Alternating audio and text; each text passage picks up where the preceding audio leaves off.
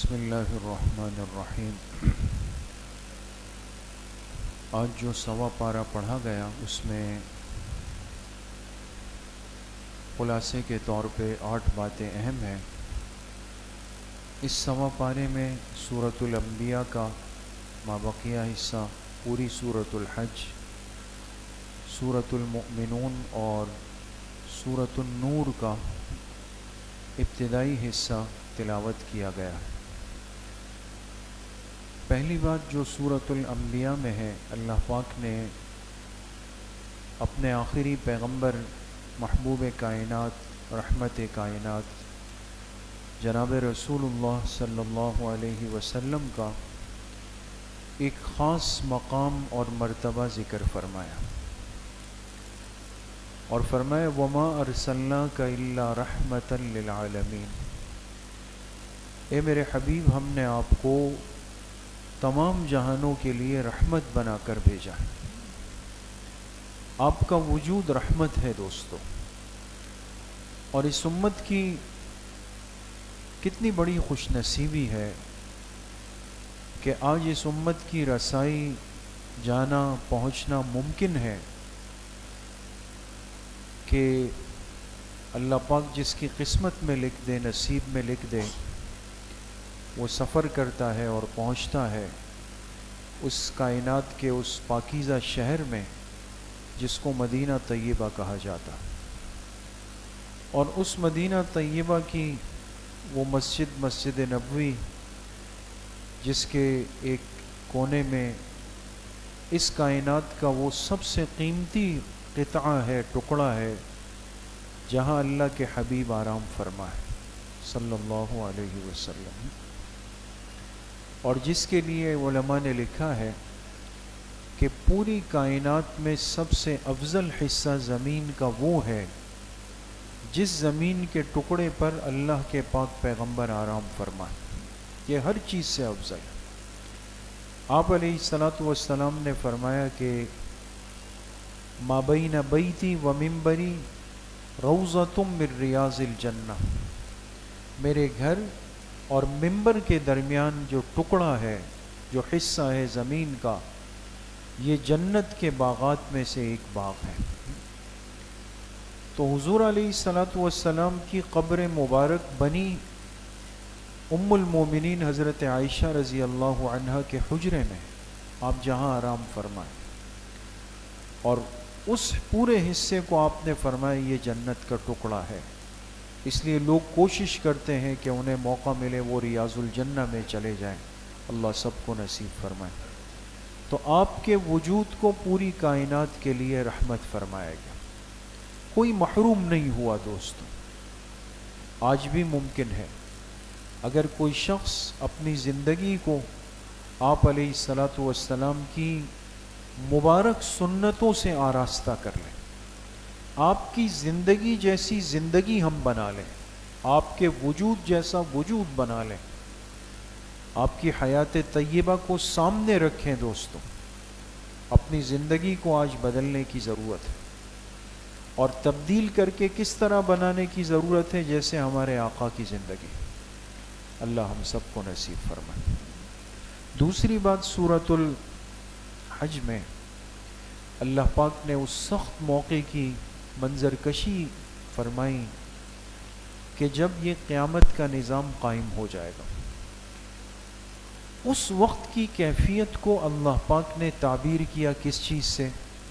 فرمایا ان زلزلۃ الساعۃ شیء عظیم، جو قیامت کے واقع ہونے کا زلزلہ ہوگا یہ بہت عظیم ہوگا، بہت بڑا ہوگا، اور اتنا ہولناک ہوگا کہ جس دن دودھ پلانے والی عورت اپنے دودھ پیتے بچے کو چھوڑ دے گی، حاملہ عورت اپنے حمل کو گرا دے گی، اور لوگوں کی ایسی کیفیت ہوگی کہ لگے گا کہ جیسے ہر ایک نشے کی حالت میں ہے، وَتَرَى النَّاسَ سُكَارَىٰ، ایسا لگے گا کہ لوگ مدہوش ہو چکے ہیں، اپنی کیفیت میں نہیں ہیں، لیکن فرمایا وَمَا هُمْ بِسُكَارَىٰ، وہ نشے میں نہیں ہوں گے۔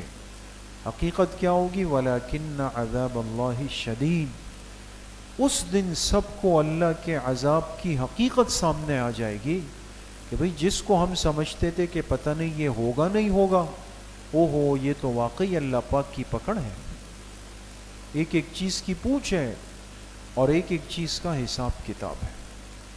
تو یہ ایک یقینی دن دوستوں آگے آ رہا ہے، اور آج ہم نے دنیا میں رہ کر اس دن کی تیاری کرنی، اپنے آپ کو اس دن کے لیے تیار کرنا ہے۔ اور اس کی تیاری بہت آسان ہے کہ بندہ اپنا تعلق اللہ کے ساتھ مضبوط کر لے، ہے نا؟ بھئی دنیا میں انسان بڑے سے دوستی بناتا ہے، کہتے ہیں کام آسان ہو گئے، تو جو اللہ سے دوستی بنائے گا اس کے تو آخرت کا کام ہی آسان ہو جائے، کتنا آسان ہے۔ تو اللہ سے مانگ لیں، ان راتوں میں ہم مانگ لیں، اللہ سے درخواست کریں کہ اللہ آپ کے جو دوستوں کی فہرست ہے اس میں آپ ہمیں بھی شامل کریں، یہ دعا اللہ سے مانگیں۔ تیسری بات جو سورۃ الحج میں ہے، ان خوش نصیب ارواح کا، ان خوش نصیب روحوں کا تذکرہ ہے کہ جنہوں نے اللہ کے خلیل حضرت ابراہیم علیہ السلام کی پکار پر لبیک کہا تھا۔ جب اللہ کے گھر کی تعمیر ہوئی، حضرت ابراہیم علیہ السلام تعمیر بیت اللہ سے فارغ ہوئے، تو جیسے پہلے بھی خلاصے میں بات آئی کہ اللہ سے عرض کیا کہ اللہ یہاں کون آئے گا، یہ تو ویران جگہ ہے، بے آباد جگہ ہے، صحرا ہے، آبادی نہیں، پانی نہیں، کچھ نہیں، یہاں کون آئے گا؟ اللہ نے فرمایا میرے خلیل جاؤ اور اس پہاڑ پہ جبل ابو قبیس پہ چڑھ جاؤ، اور جا کے لوگوں کو اعلان کر دو کہ میں نے اللہ کا گھر تعمیر کیا ہے، تم آ کر اللہ کے گھر کا حج کرو۔ ابراہیم علیہ السلام نے اللہ سے عرض کی کہ اللہ میں ایک ناتواں کمزور انسان، میری آواز کہاں جائے گی اور کون میری آواز سنے گا؟ یہاں تو کوئی بھی نہیں۔ حدیث پاک میں آتا ہے آپ علیہ السلام نے فرمایا کہ اللہ نے فرمایا میرے خلیل آپ کے ذمے آپ کا کام، میرے ذمے میرا کام، آپ جائیں آواز لگائیں اور جس جس تک آواز پہنچانا ہے وہ میرے ذمے، اور پھر فرمایا کہ آپ کی آج کی پکار پر جس نے لبیک کہہ دیا وہ اپنے مرنے سے پہلے پہلے میرے گھر کی زیارت ضرور کرے۔ اسی لیے فرمایا نا کہ جس شخص نے، جو اس وقت زندہ تھا یا جو عالم ارواح میں تھا، جس بندے کی روح نے ابراہیم علیہ السلام کے جواب میں لبیک کہا ہے، وہ بیت اللہ کی حاضری ضرور دے گا۔ تو ہم اللہ سے مانگے کہ اللہ کرے کہ ہم سب کی روحوں نے لبیک کہا، اور علماء فرماتے ہیں جس نے جتنی مرتبہ کہا وہ اتنی مرتبہ جاتا ہے۔ اللہ ہم سب کو بار بار حاضری نصیب فرمائے۔ چوتھی بات سورۃ الحج میں قربانی کے عمل کا تذکرہ ہے۔ دوست، اس امت پر جانوروں کی قربانی واجب کی گئی کون سے مہینے میں؟ ذی الحج کے مہینے۔ 3 دن 10، 11، 12 ذی الحجہ کو دنیا کے کونے کونے میں جہاں بھی مسلمان آباد ہے اور جو صاحب نصاب ہو، جس پر قربانی کا نصاب مکمل ہو، وہ ان 3 دنوں میں کسی بھی وقت اللہ کے حکم پر اللہ کے لیے جانور کی قربانی کرتا ہے، وہ جانور جو قربانی کے لیے شریعت نے متعین کر دی، اس کے گلے پہ چھری چلاتا ہے۔ اب جانور ہی خریدنا، پھر جانور کو ہی ذبح کرنا اور جانور کا ہی خون بہانا، یہ انسانی ذہن کی تخلیق نہیں ہے دوستو، یہ اللہ کا حکم کی تکمیل ہے۔ اللہ نے فرمایا، اور حدیث پاک میں آتا ہے آپ علیہ السلام نے فرمایا کہ ذی الحجہ کے ان 3 دنوں میں، یعنی جو 10، 11، 12 ذی الحجہ ہے جن کو ایام النحر کہتے ہیں، فرمایا ان 3 دنوں میں اللہ کو کوئی عمل اتنا محبوب نہیں جتنا جانور کا خون بہانا۔ تو بھئی ہم اپنے جذبات کے تابع نہیں ہیں، ہم تو اللہ کے حکم کے تابع ہیں۔ اللہ کا حکم آ گیا بندہ جانور کو ذبح کرے، تو اللہ پاک نے فرمایا جب تم جانور ذبح کرتے ہو تو یہ یقین رکھو کہ نہ اس جانور کے خون کی ہمیں ضرورت ہے، نہ اس جانور کے گوشت کی ہمیں ضرورت ہے۔ اللہ تو بے نیاز بادشاہ ہے، تو پھر کیا ہے؟ اللہ کیوں چاہ رہے ہیں؟ فرمائے وَلَٰكِن يَنَالُهُ التَّقْوَىٰ مِنْكُمْ، اللہ تمہارے دلوں کے تقوی کو دیکھنا چاہتے ہیں کہ تم نے اللہ کے حکم کو پورا کیا تو تم کتنے خوش تھے، کتنی خوش دلی کے ساتھ تم نے جانور ذبح کیا۔ اس لیے فرمایا قربانی کا عمل یہ فراخی کا عمل ہے، اس میں انسان مال خوب خرچ کرے۔ اللہ نے وسعت دی، اچھا جانور لے، مہنگا جانور لے، خوبصورت جانور لے، اور پھر لینے کے بعد کیا فرمایا؟ اس کو کھلائے پلائے، خوبصورت بنائے، اور جب اس کو ذبح کرنے لگے تو خوش دلی کے ساتھ اس کو اللہ کے راستے میں قربان کرے۔ اس لیے کہ اللہ کی نظر اس دن بندے کے تقوی پر ہوتی ہے کہ یہ کتنی خوشی کے ساتھ جانور کو ذبح کر رہا ہے۔ پانچویں بات سورہ مومنون میں، اس سورت کے بالکل آغاز میں اللہ پاک نے ایمان والوں کی 5 صفات اور علامات ذکر فرمائی کہ وہ اہل ایمان اللہ کے ہاں کامیاب ہے، فلاح پا گئے، جن کے اندر 5 باتیں پائی جائیں۔ پہلی علامت کیا ہے؟ فرمائے وہ مومن جو اپنی نماز پڑھتے ہیں خشوع اور خضوع کے ساتھ۔ خشوع اور خضوع، خشوع اور خضوع کا مطلب کیا ہے؟ کہ نماز اہتمام کے ساتھ۔ ایک بندہ جب نماز پڑھے دوستوں، نماز کو بنا کے پڑھے، توجہ کے ساتھ پڑھے، اللہ کے تصور کو سامنے رکھ کر پڑھے، اس یقین کے ساتھ ہم نماز پڑھیں کہ میں جو نماز پڑھ رہا ہوں تو مجھے کون دیکھ رہا ہے؟ کون دیکھ رہا ہے؟ اللہ پاک مجھے دیکھ۔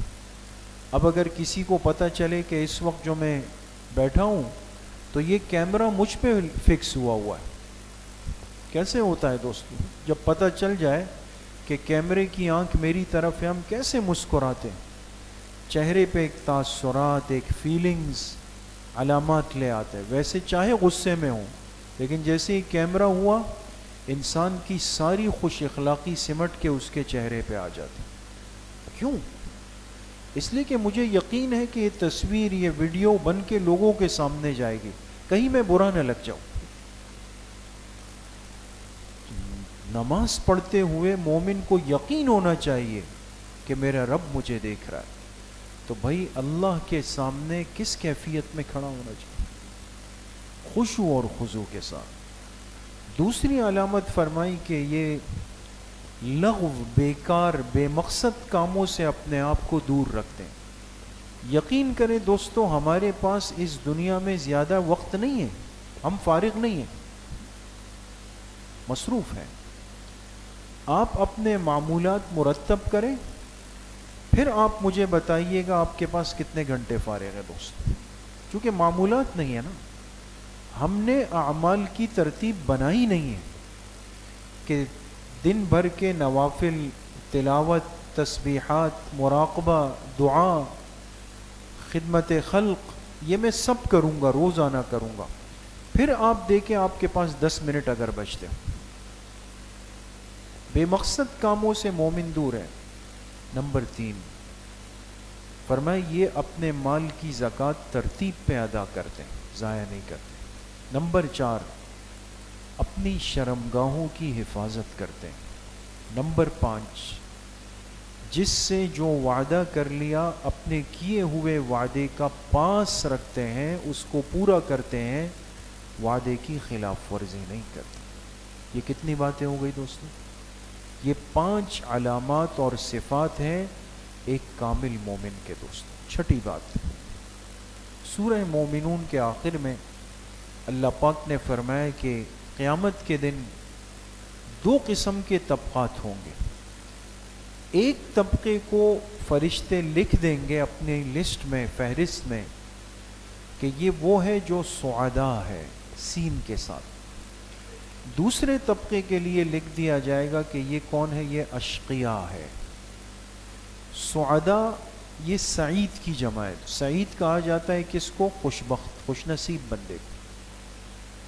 اہل ایمان کو جب لکھا جائے گا اللہ فرشتوں سے فرمائیں گے ان کو سعید بندوں کی فہرست میں لکھ دو، یہ کامیاب ہو گئے آج، خوش نصیب بندے.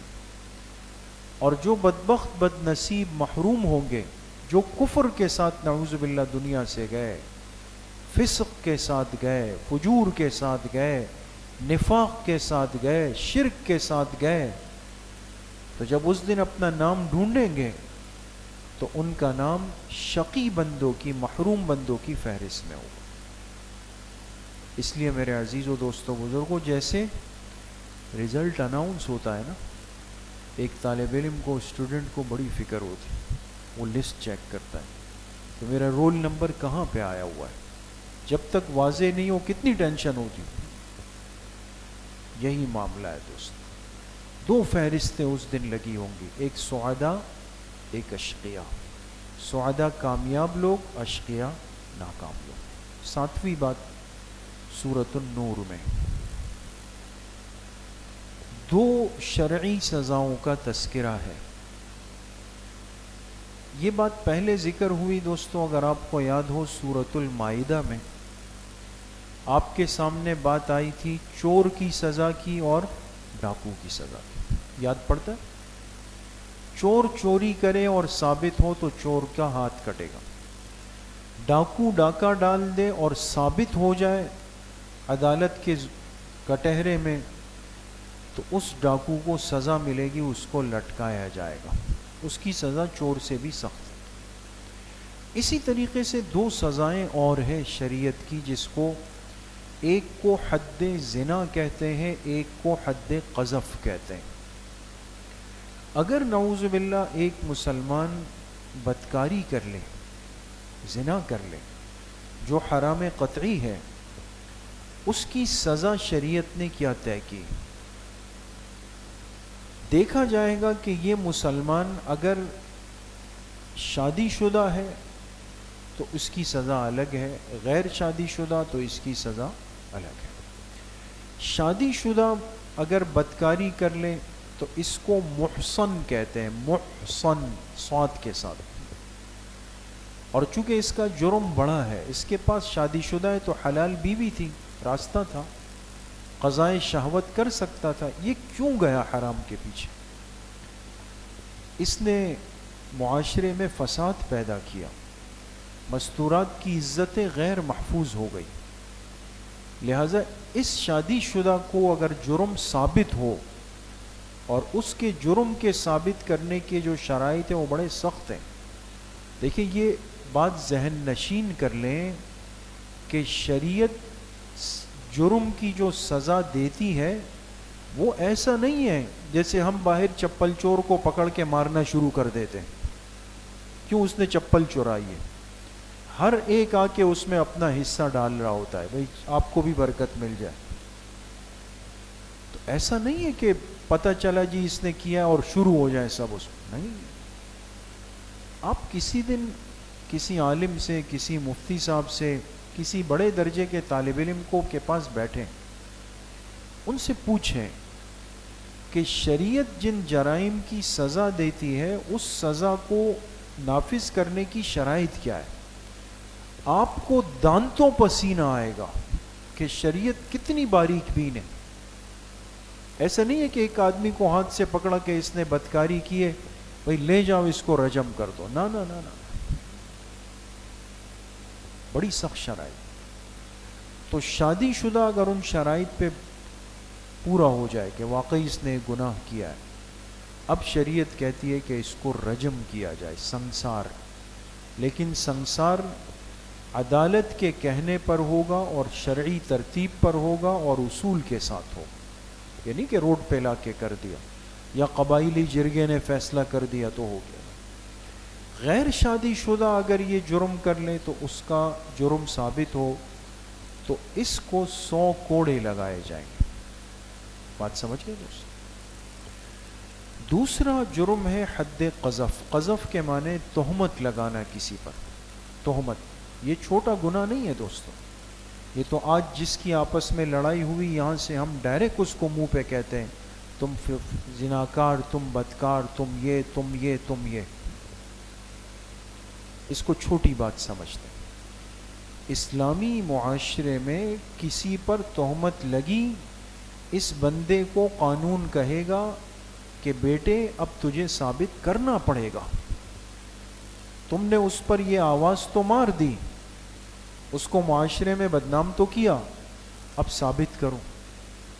یا تو وہ ثابت کر دے تو جان بچ گئی، اگر تہمت لگانے والا جرم ثابت نہیں کر سکے تو پھر اس کو پکڑ کے اس کو عدالت کہے گی اس کو 80 کوڑے لگاؤ، تاکہ آئندہ لوگوں کو عبرت ہو کہ کوئی مسلمان مرد عورت پر ہر آدمی آزادی سے تہمت نہیں لگا سکے۔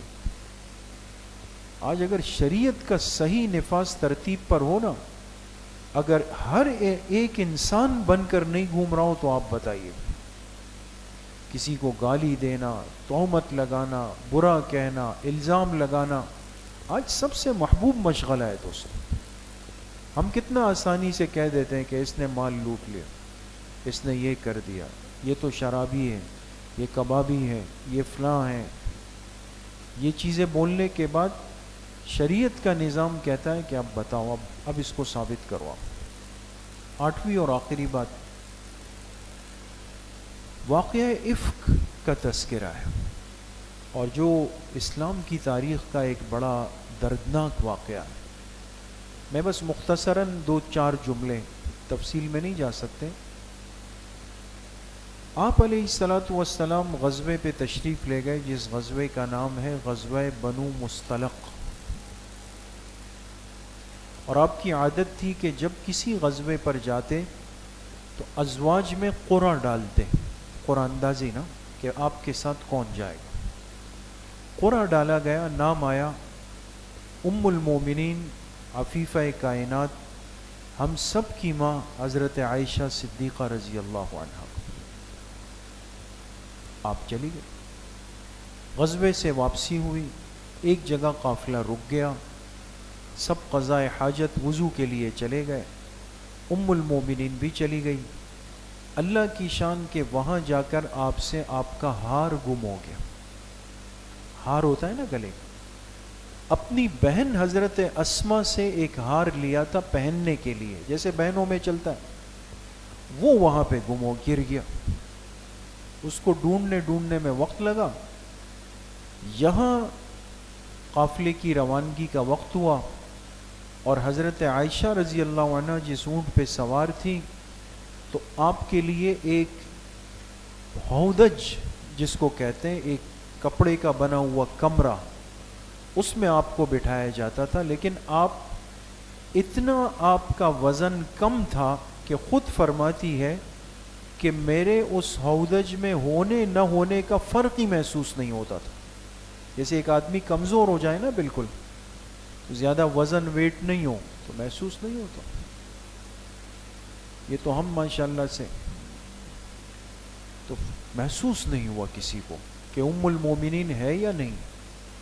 قافلہ چل پڑا، آپ علیہ السلام بھی روانہ ہو گئے، یہ سمجھ کے کہ حضرت عائشہ رضی اللہ عنہ اپنے ہودج میں بیٹھی ہوئی، حالانکہ آپ تو نہیں تھے، پیچھے رہ گئی۔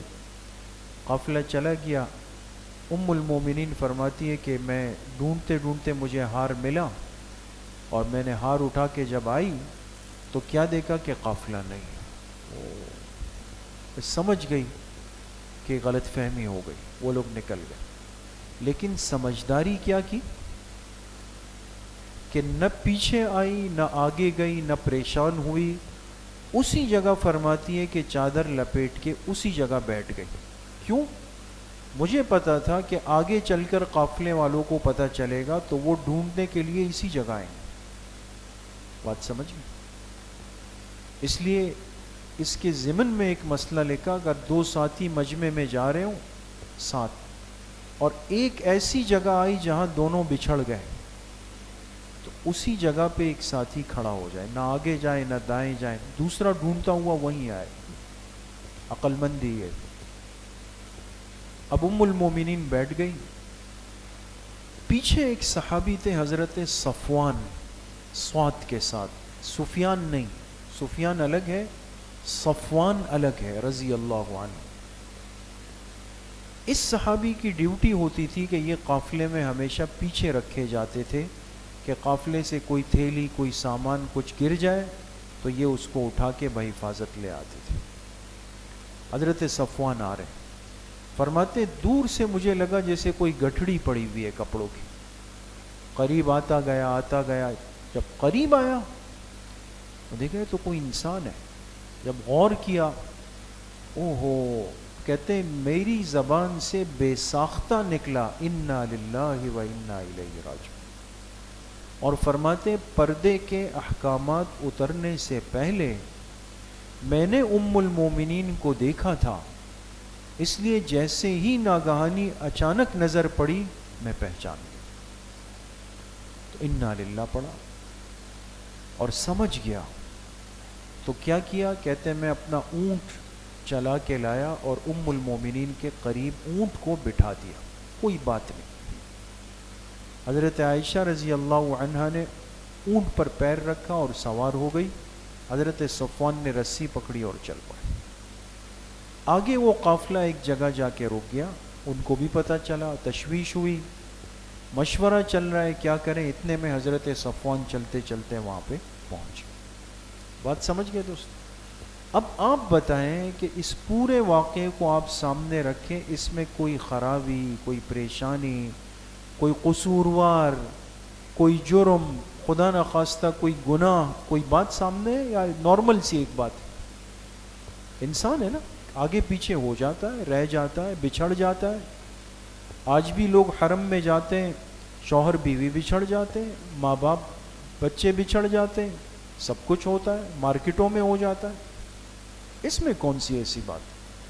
یہ ذہن کا فساد اتنا خطرناک چیز ہے دوستوں، اور پھر جب منافق آپ کی صفوں کے اندر موجود، تو جب یہ کیفیت دیکھی تو منافقین کو تو موقع ملا، انہوں نے جیسے ہی دیکھا تو باتیں بنانا شروع کی۔ ام المومنین تو ایک نوجوان صحابی کے ساتھ اکیلے آئی، یہ نہیں دیکھا کہ کس ہستی کے بارے میں بات ہو رہی ہے، یہ نہیں دیکھا کہ کائنات کے محبوب کا حرم ہے، آپ کی زوجہ ہے، جن کے بستر پہ ہوتے ہوئے قرآن کی آیتیں اتری ہے، اور جن کی تصویر اللہ نے آسمان سے بھیج کر اللہ کے پاک پیغمبر کا نکاح فرمایا تھا، اتنی مبارک ہستی سے متعلق غلط باتیں شروع۔ بہرحال تفصیلی قصہ کہ میرے جسم سے آنسو خشک ہو چکے تھے، پھر میں روتی تھی، آنسو نہیں آتے، اتنا روئی ہوں۔ پھر اللہ نے فضل فرمایا کہ اپنے پیغمبر علیہ السلام پہ اللہ نے 10 آیتیں سورہ نور کی اتار دی، اور قیامت تک وہ قرآن کی تلاوت کا حصہ بن گئی، جن 10 آیات میں اللہ نے ام المومنین حضرت عائشہ رضی اللہ عنہا کی پاکی کو بیان فرما دیا۔ اب جب تک تلاوت ہوگی ام المومنین کی پاکی کا، آپ کی طہارت کا، آپ کے مقام کا، آپ کی عقیدت کا، آپ کے احترام کا تذکرہ امت کرتی رہے گی۔ اللہ پاک صحیح عمل کی توفیق نصیب فرمائے۔